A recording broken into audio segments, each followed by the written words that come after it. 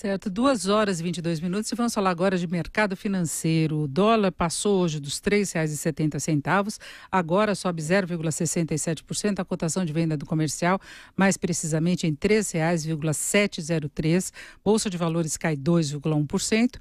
Lembrando que ontem o Banco Central interrompeu o movimento de redução da taxa básica de juros, contrariando as expectativas que ele mesmo criou. O Banco Central vinha sinalizando há bastante tempo com a possibilidade de mais um corte da Selic, e esta direção do Banco Central não é de contrariar expectativas. Age exatamente dentro do previsto, só que nós tivemos esse movimento atípico do dólar, que não era esperado. O dólar disparou nas últimas semanas. Então nós vamos falar sobre isso agora com o Jason Vieira, que é economista da Infinity Asset. Jason, boa tarde. Boa tarde. Jason, como avaliar esse movimento de hoje do dólar? De novo, movimento internacional, repercussão da decisão de ontem do Banco Central, o que está pesando mais? Nós tínhamos até uma perspectiva de uma queda da taxa, do dólar hoje, por conta da manutenção de juros, que seria um movimento natural.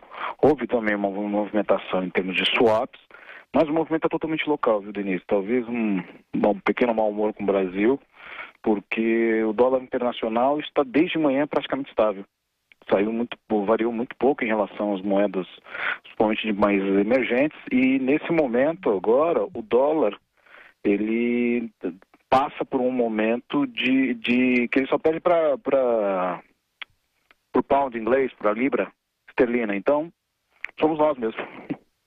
Porque deu uma repercussão negativa em dois aspectos. Primeiro, a rasteira que o Banco Central, mesmo que não tivesse essa intenção, deu no mercado financeiro, porque o mercado financeiro se posiciona contando com determinadas expectativas, né? E veio para o Banco Central.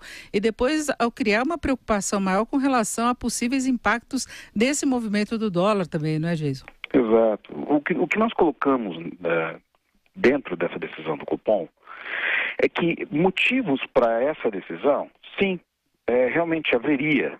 Podemos considerar que há motivos que podem ser colocados como críveis, até por conta de uma perspectiva de um contexto mais volátil daqui para frente, do impacto que o dólar alto ainda não demonstrou na inflação, do impacto que o próprio petróleo também ainda não demonstrou, mas pode demonstrar na inflação.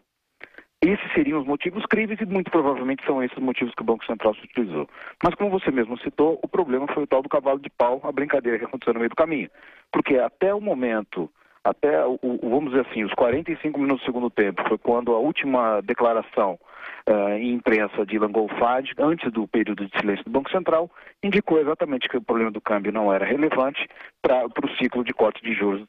E aí nós vimos isso que aconteceu.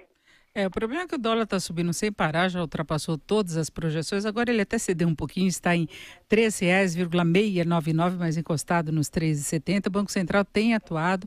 Agora, em algum momento pode ter repercussão na inflação, sim, não pode, Jason? Até via combustíveis, Petrobras está anunciando reajustes diariamente. Nós temos vários produtos importados vendidos aqui no Brasil, insumos para a agricultura, tem muita coisa dolarizada. Sim, nós temos todo um contexto em que a economia brasileira ela é desenhada para que, incrivelmente, para que o dólar esteja em baixa.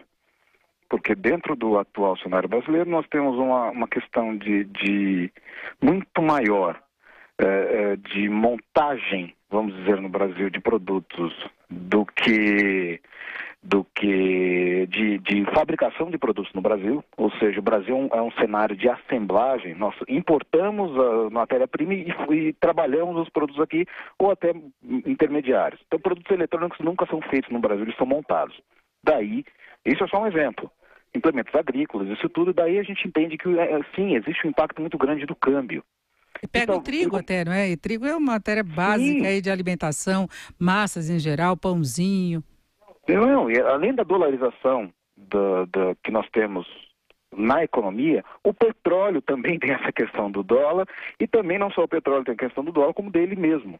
Agora batendo a $80 o barril em Londres, $71 em Nova York. Em Nova York o diferencial aumentou um pouco porque Nova York se negocia ali do Golfo do México, já está havendo um aumento da extração de óleo de xisto nos Estados Unidos, mas Londres é da OPEP. E aí a gente vê um impacto maior.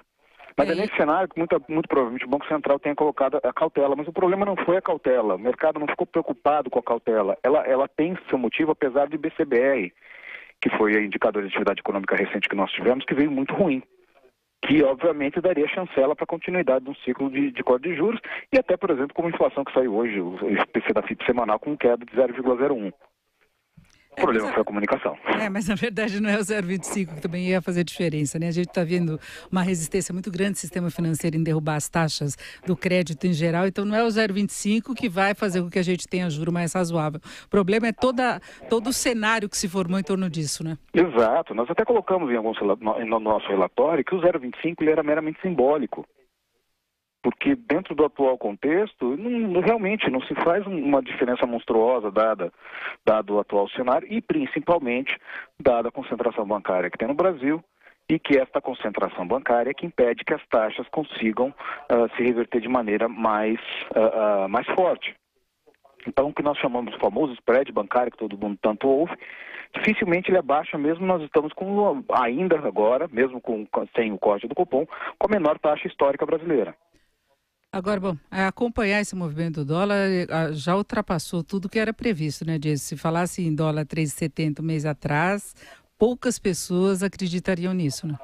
Foi uma conjunção infeliz de fatores locais e internacionais que levaram a isso tudo. Internacionais foi exatamente a questão dos emergentes, os mercados emergentes estavam excessivamente atraentes até certo momento, e no contexto internacional, todas as questões, a gente pode colocar uma boa parcela da culpa no Sr. Trump, que nesse vai e volta dele em relação à China, Coreia do Norte, Irã, isso tudo que aumentou em muita volatilidade no mercado nos últimos meses. Conversamos com Jason Vieira, economista da Infinity Asset. Jason, muito obrigado, uma boa tarde. Obrigado, boa tarde a todos.